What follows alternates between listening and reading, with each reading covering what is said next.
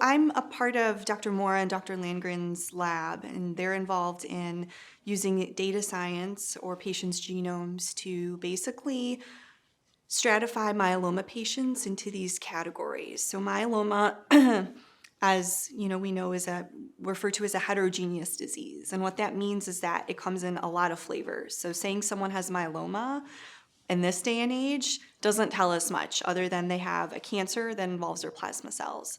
But what we see in the clinic is that each myeloma patient's disease behaves so differently. Some patients respond to upfront treatment for months or years. Some patients respond for weeks. Some patients don't respond at all. But they're labeled as the same disease. And so the purpose of Dr. Moore and Dr. Landgren's work and in the lab is for us to identify patients, myeloma patients, to see if we have a way to better identify people who may respond to this therapy or won't respond to this or that therapy, so that we're able to stay ahead of the game. We're able to choose therapies that are personalized and effective instead of throwing the same thing at everybody and seeing what happens.